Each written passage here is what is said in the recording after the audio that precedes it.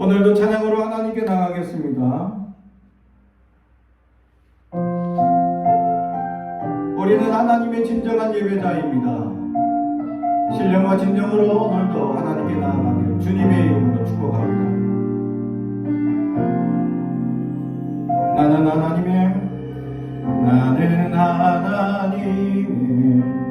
예배하는 예배자입니다.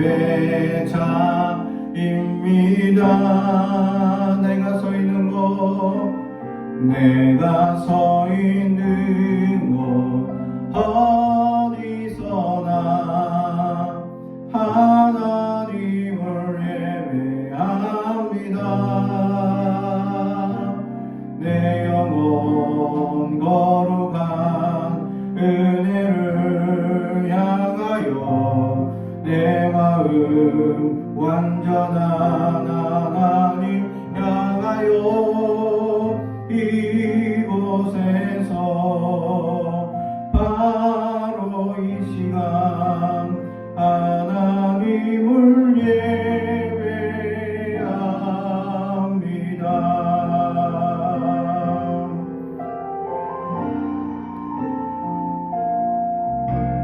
나는 하나님을 예배하는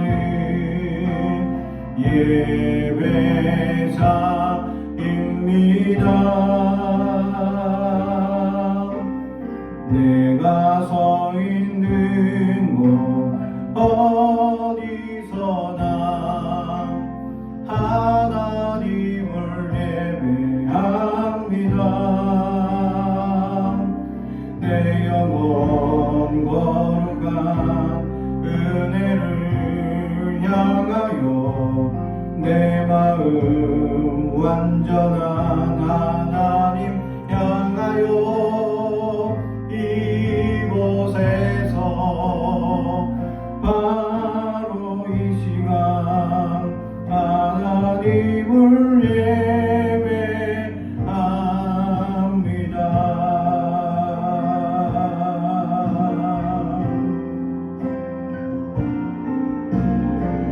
나는 하나님을 예배하는 예배자입니다. 내가 서 있는 곳 어디서나 하나님을 예배합니다. 내 영혼 거룩한 은혜를 향하여 내 마음 완전한 하나님 향하여 이곳에서 바로 이 시간 하나님을 예배합니다. 내 영혼 거룩한 은혜를 향하여 내 마음 완전한 하나님 향하여 이곳에서 바로 이 시간 하나님을 예배합니다.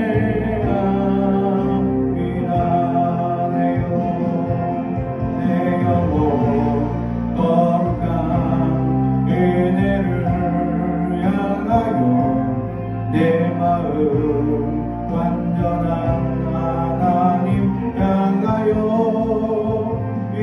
이곳에서 바로 이 시간 하나님을 예배합니다.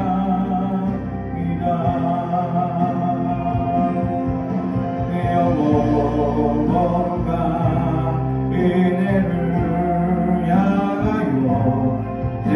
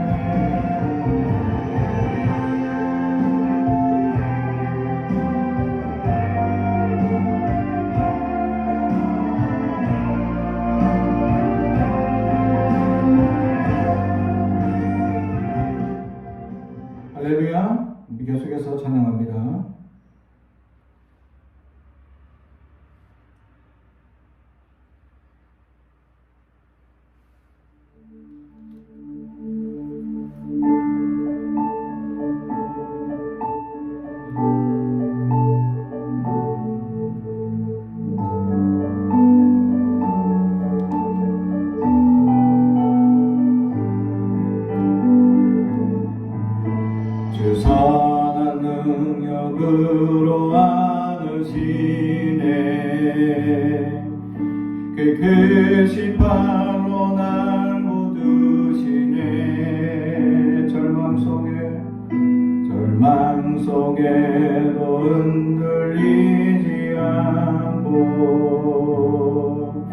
사랑하는 주 얼굴 구하리 선한 능력으로 일어서리 주만 의지하리 믿음으로 그리고 내 안에 주 오실 그날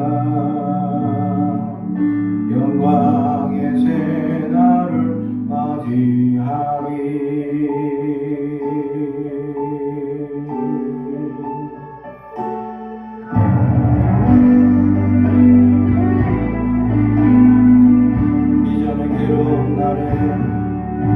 이전의 괴로운 날에 워사고 고난의 길을 걷는다 해도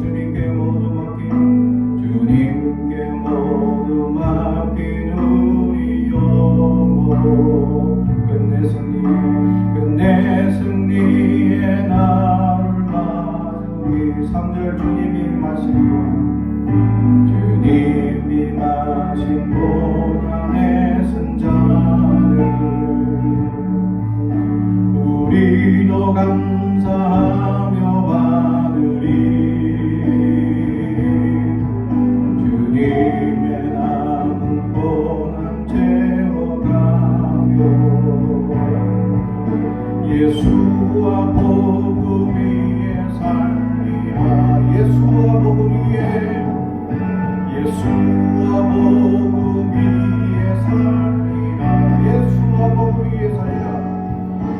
예수와 복음 위에 살리라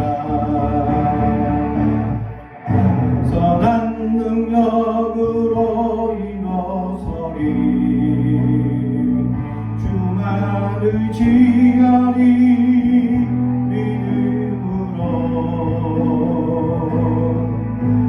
그리고 내 안에 주 오실 그날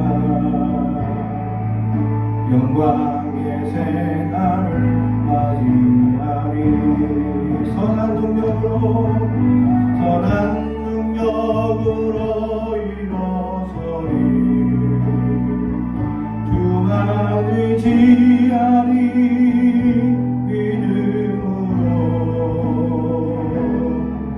그리고 내 안에 주 오실 그날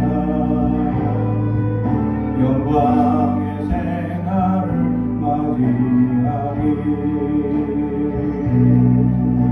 승리의 새날을 맞이하리 영광의 새날을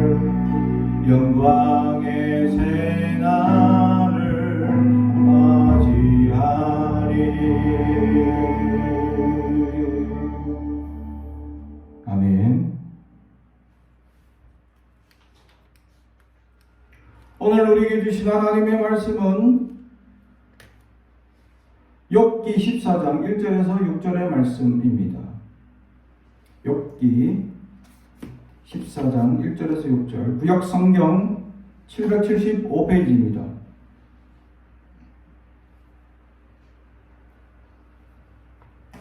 구약 성경 775페이지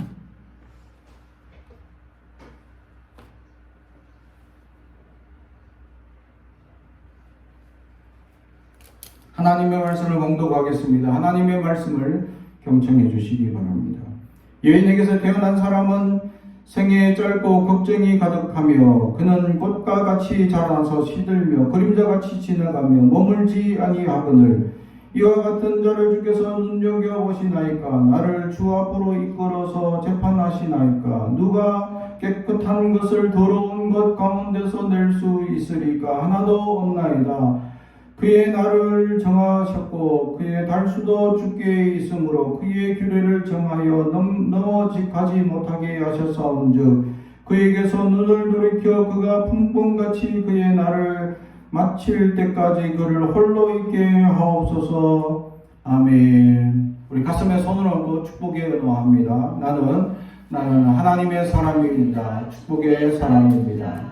우리 가정은 영혼이 잘됨 같이 범사에 잘되고 강건해지는 가정입니다. 우리 교회는 번성하고 참가하게 되며 하나님의 언약이 이루어지는 교회입니다. 아멘. 오늘 말씀의 제목은 어버이의 은혜라는 제목의 말씀으로 은혜를 나누고자 합니다.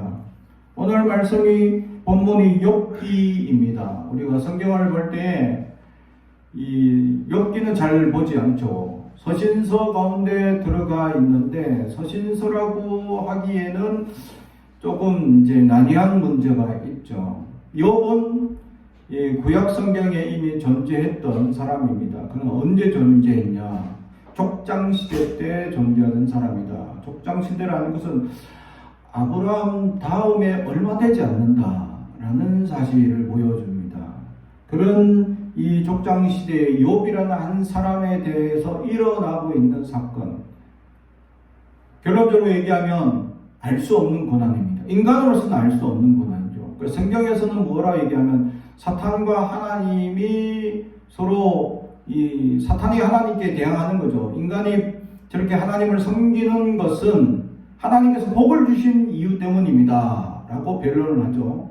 그래서 하나님께서 아니다, 저는 순수하게 나를 믿는 것이다 라고 얘기하고, 아닙니다, 저 인간들이 하나님을 위하여 경배하고 예배하는 것은 하나님께서 복을 주시고 저렇게 잘되고 자녀도 많고 풍족하니까 배가 불러서 하나님을 찬양하는 것입니다. 저거 다 없어지면 하나님 안 믿을걸요? 라고 도발합니다.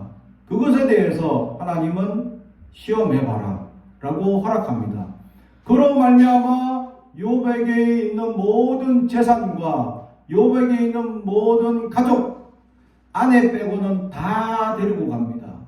그리고는 그것도 하루아침에 다 데려가죠. 심지어는 욥의 건강까지도 빼앗아갑니다.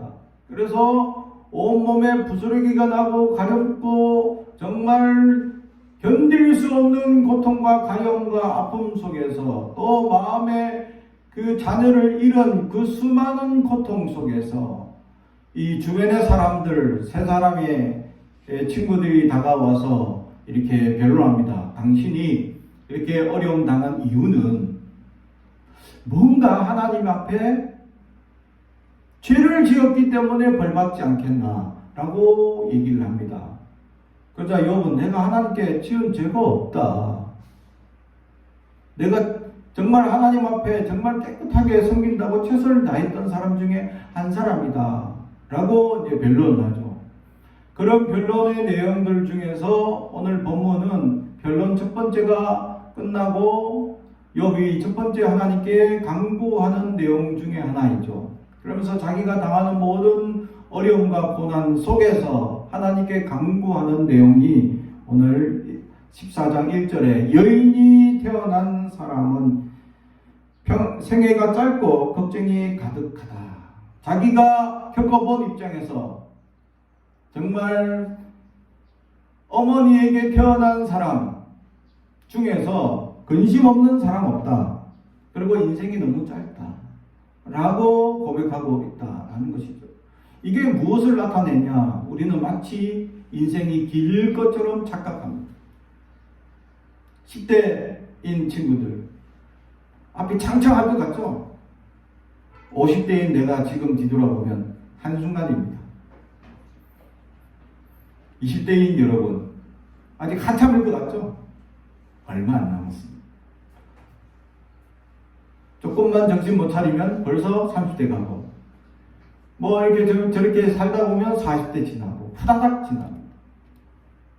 그 인생이 얼마나 화살같이 빠르게 지나가는지 성경에도 그렇게 기록되어 있죠.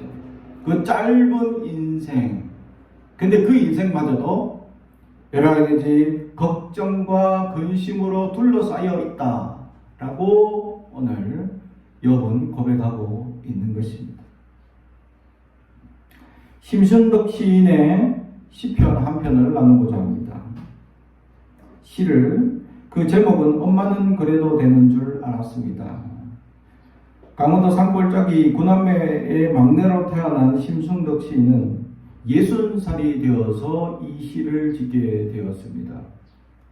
엄마는 그래도 되는 줄 알았습니다. 하루 종일 밭에서 죽으라 힘들게 일해도 엄마는 그래도 되는 줄 알았습니다. 찬밥 한 덩어리로 대충 부뚜막에 앉아 점심을 때워도 엄마는 그래도 되는 줄 알았습니다. 한겨울 냉모레 맨손으로 빨래를 방망이질을 해도 엄마는 그래도 되는 줄 알았습니다. 배부르다 생각 없다 식구들 다 먹이고 굶어도 엄마는 그래도 되는 줄 알았습니다.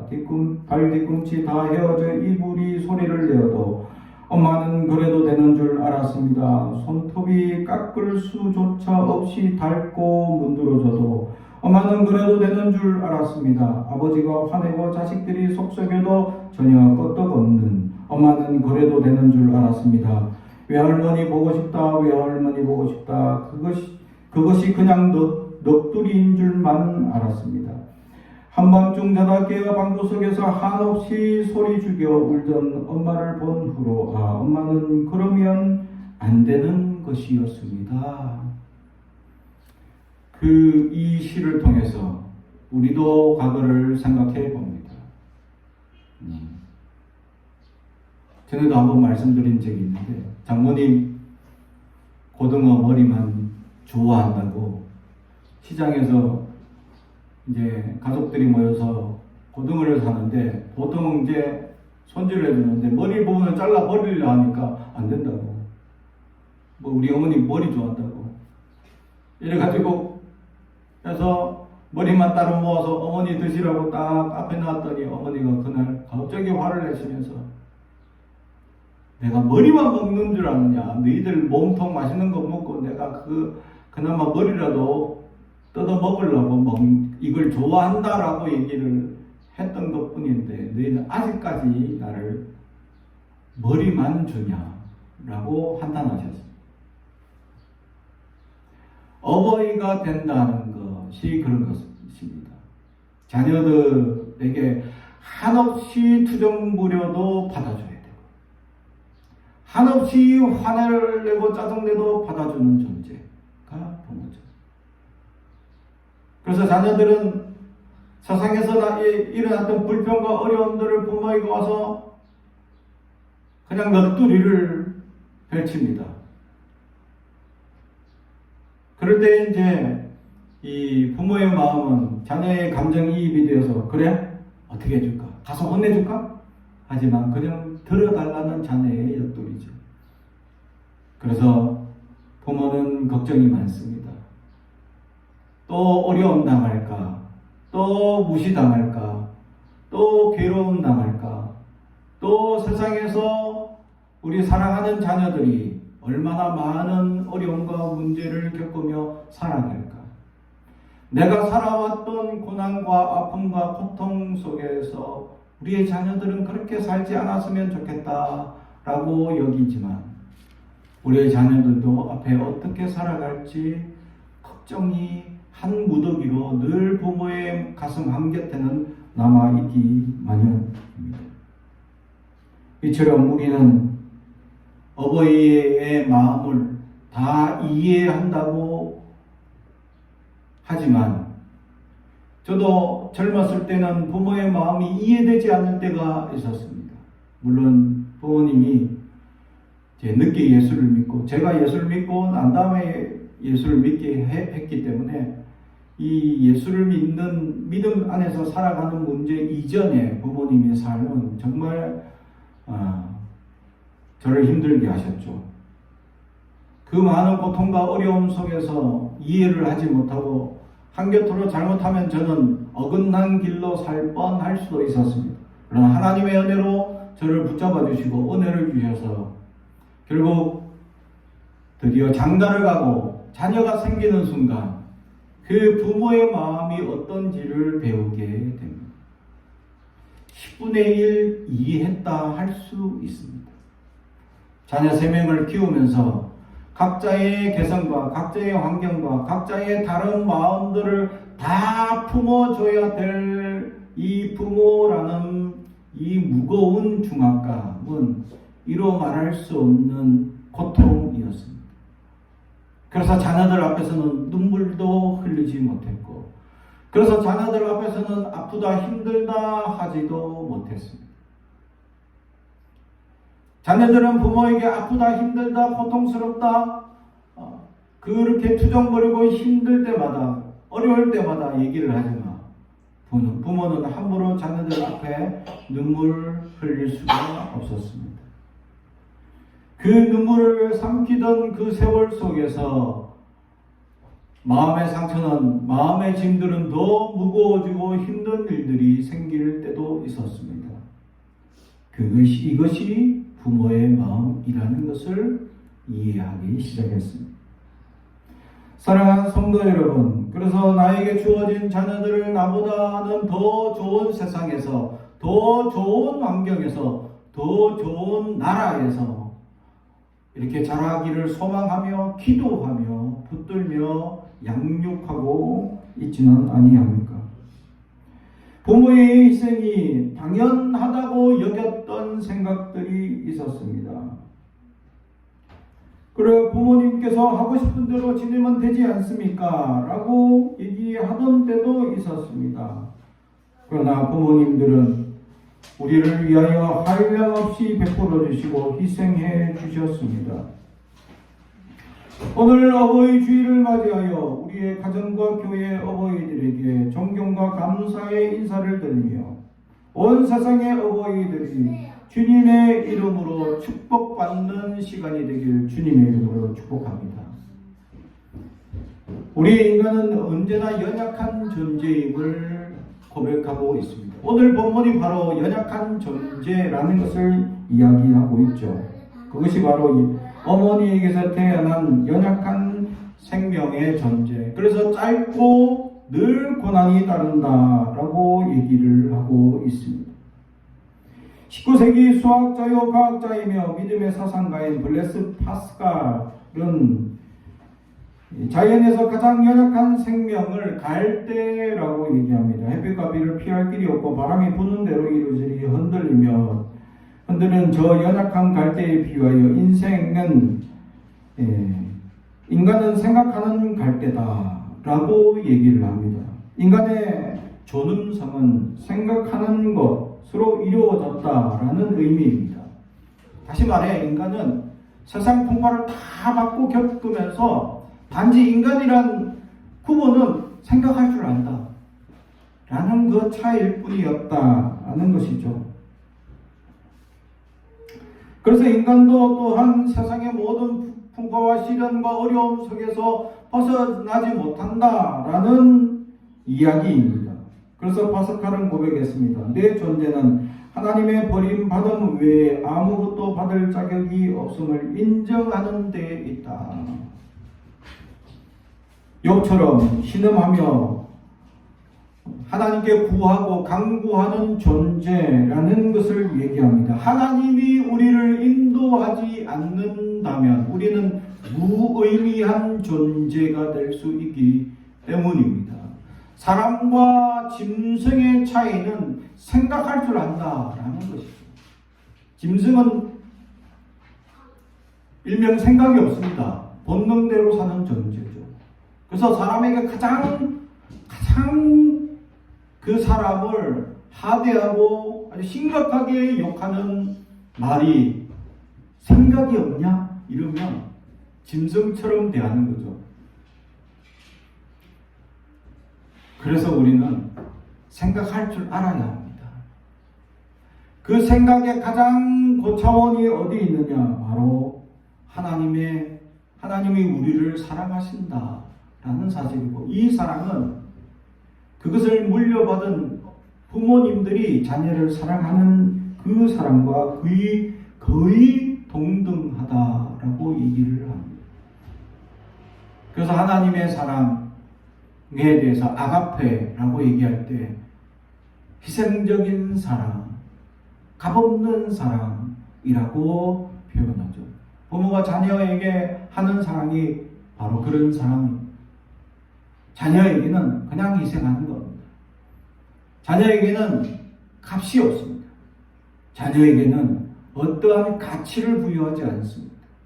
자녀에게는 어떠한 기대도 하지 않습니다. 그냥 자녀이고 부모이기 때문에, 부모로 주어졌기 때문에 나에게 주어진 이 자녀를 하나님의 귀한 선물로 여기고 양육하는 부모의 희생적인 사랑을 통해서 우리의 자녀들은 하나님의 사랑을 10분의 1 이해할 수 있다라는 것입니다.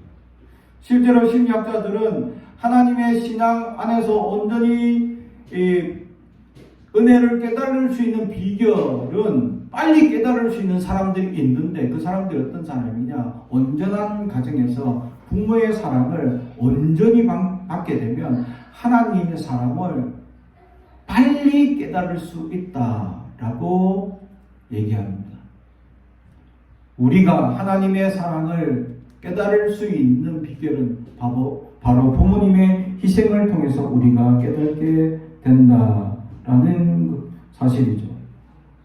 우리의 연약한 생활들 속에서 우리는 얼마나 부모님의 희생과 은혜를 생각하며 감사하며 살아가고 있습니까? 오늘도 어쩌면 부모님이 날 낳아주시고 길러주신 것이 당연한 의미이고 나는 그 사랑을 받기에 합당한 존재이며, 그래서 지금도 투정 부리고 화를 내거나 짜증내고 이 자리에 앉아 있지는 아니합니까?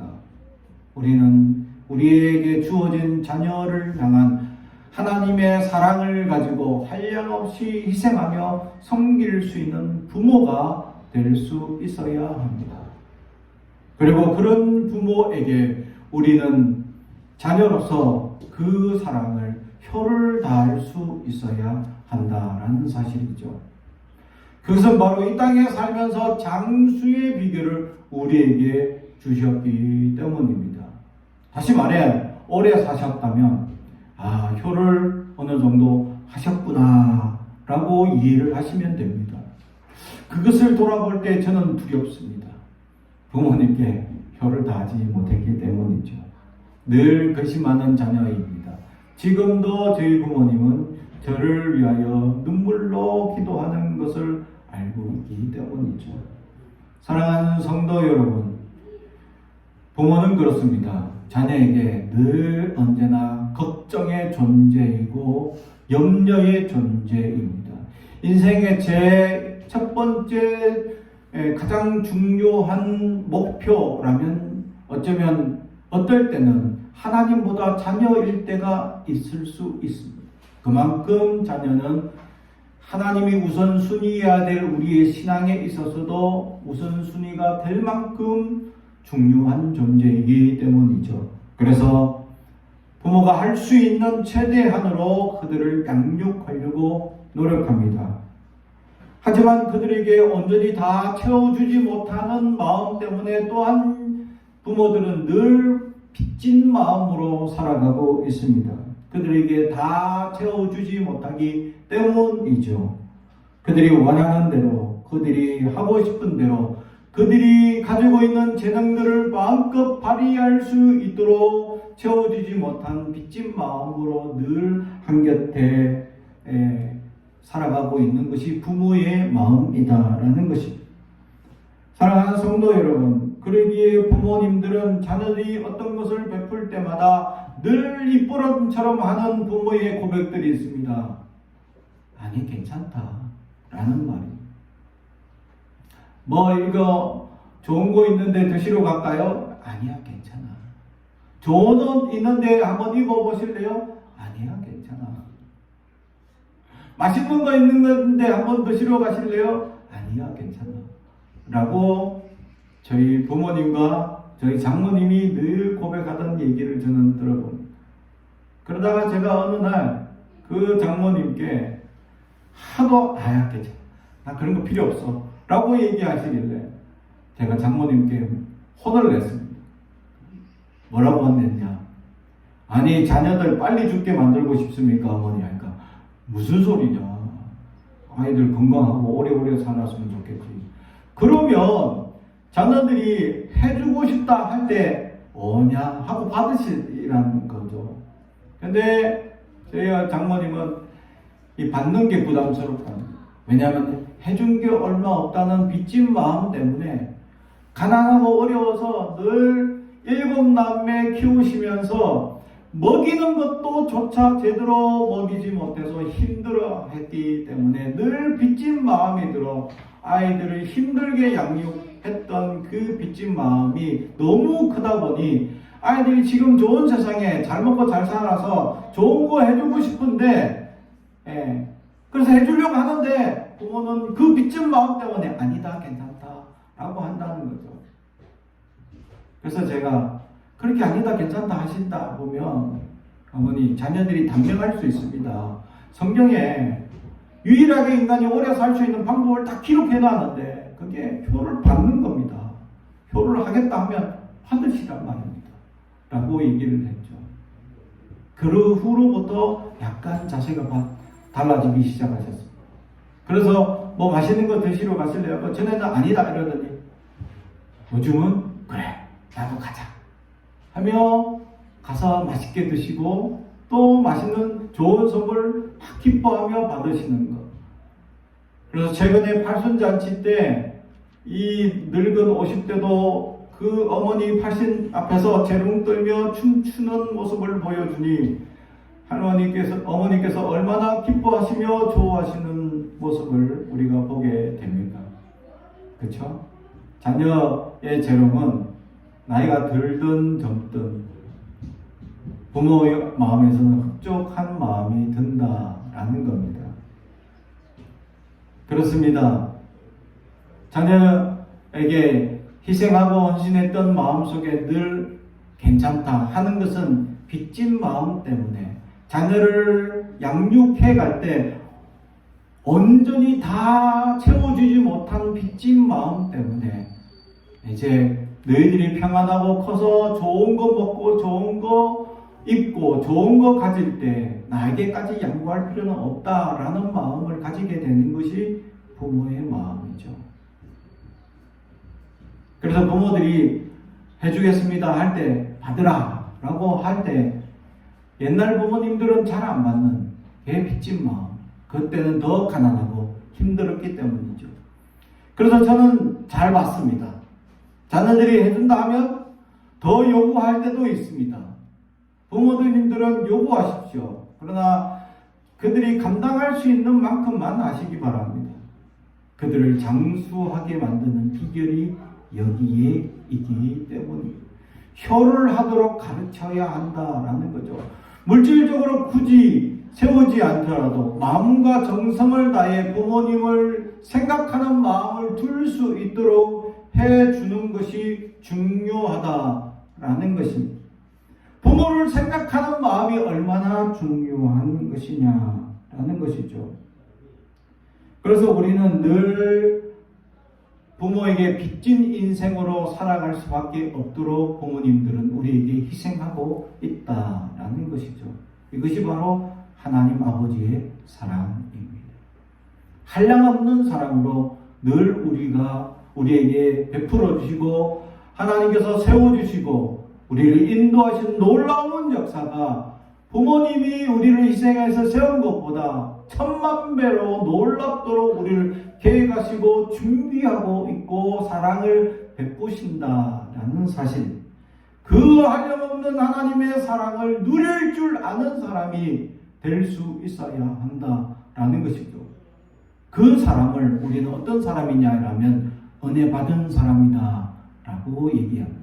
은혜 받은 사람들은 세상에 살면서 근심 걱정에 눌려있지 않습니다. 왜? 은혜 받은 사람들은 늘 기쁨과 감격에 살아가기 때문입니다. 은혜 받은 사람들은, 하나님의 사랑을 가득 받은 사람들은 불평과 불만이 사라지게 됩니다. 왜냐하면 그 사랑이 한량없다는 것을 배우기 때문입니다. 그래서 어떤 사람들을 얘기하고 상담할 때 또 사람을 만나고 대화하다 보면 이분은 참 상처가 많구나 라는 것을 느끼는 사람이 있는가 반면에 어떤 사람은 사랑을 굉장히 많이 받은 사람이구나 라는 것을 느낄 때가 있습니다. 여러분 어떻습니까? 사랑을 많이 받은 자녀처럼 살아가고 있습니까? 아니면 상처를 많이 받은 사람처럼 살아가고 있습니다. 부모님이 한량없이 세워주시고 베풀어주신 그 사랑을 받은 대로 여러분은 한량없는 사랑을 베풀며 살아갈 수 있는 하나님의 사랑을 누리며 그 은혜 받은 자의 모습으로 살아가는 사람이 되길 주님의 이름으로 축복합니다. 오늘 그런데 욥은 은혜 받은 사람의 모습을 통해서 자기는 어떤 걸 깨닫게 되느냐. 6절 그에게서 눈을 돌이켜 그가 품꾼같이 그의 날을 마칠 때까지 그를 홀로 있게 하옵소서. 자기가 품꾼이 되었다라는 고백을 하게 됩니다. 품꾼이라고 하면 종이라는 것이죠. 야곱에게 있어서 종은 어떤 존재인지를 보여주고 있습니다. 하나님과 나의 관계를 품꾼으로 부여한다는 것은 내가 주인으로 있을 때 종을 어떻게 대했는지를 볼 수 있는 모습입니다. 종을 대할 때 하대하고 그를 함부로 대했다면 내가 하나님 앞에 하나님과 나를 종으로 여기기가 조금 불편할 수도 있습니다. 내가 그렇게 당해야 될 존재, 그 정도는 아닌데 라고 생각할 수 있기 때문에 욥은 종을 잘 대해줬던 모습입니다. 종에게 주인으로서 잘 그들을 세워주고 축복해 주었던 모습이었던 것 같아요. 그래서 자기는 그런 품꾼과 같은 자라고 고백할 수 있었던 것은 바로 하나님, 자기가 종에게 그렇게 사랑을 베풀고 그렇게 충실한 종들에게 온전하게 베풀었던 사랑처럼 그렇다고 자녀가 되지 못하고 품꾼으로 인정받는 것만으로도 감사하는 존재, 하나님 영역 안에 속해 있는 존재가 되었다는 것만으로도 그는 감사하는 존재. 왜냐하면 하나님의 관심을 받는 대상이 되기 때문에 감사하는 존재. 할렐루야. 하나님은 우리 모두를 관심을 가지고 있습니다. 그리고 지극한 그 부모의 사랑의 천만배의 사랑으로 우리를 사랑을 베풀기를 원하고 계십니다. 그 하나님 앞에 나아가기만 한다면 우리는 한량없는 사랑을 누릴 줄로 믿습니다. 부모는 그렇게 하대받고 연약한 존재로 살아갈 존재가 아니었습니다. 한량없는 은혜와 사랑을 베푸는 존재였다는 사실이죠. 그래서 엄마는 그래도 되는 줄 아는 존재가 아니라 그렇지 않고 존귀한 대상이었다라는 것을 깨닫고 어버이 주일날 부모님을 사랑하는 자녀가 되는 저와 여러분이 되기를 주님의 이름으로 축복합니다. 기도하겠습니다. 사랑과 저희가 되가신 아버지 하나님 감사합니다. 하나님의 한량없는 사랑, 부모를 통하여 10분의 1을 이해합니다. 아버지 하나님, 그 사랑 안에 하나님께서 사랑으로 부모에게 우리를 사랑을 가르쳐 주시고 한량없는 은혜를 베풀어 주신 것에 감사합니다. 그리하여 우리도 부모가 되어 자녀를 사랑하게 하시고 그 자녀를 한량없이 사랑할 수 있는 힘과 지혜와 용기를 더하여 주시옵소서. 또한 자녀들은 부모를 향하여 감사하며 공경하여 이 땅에 장수하는 은혜를 누리게 하옵소서. 감사드리며 예수님의 이름으로 기도합니다. 아멘.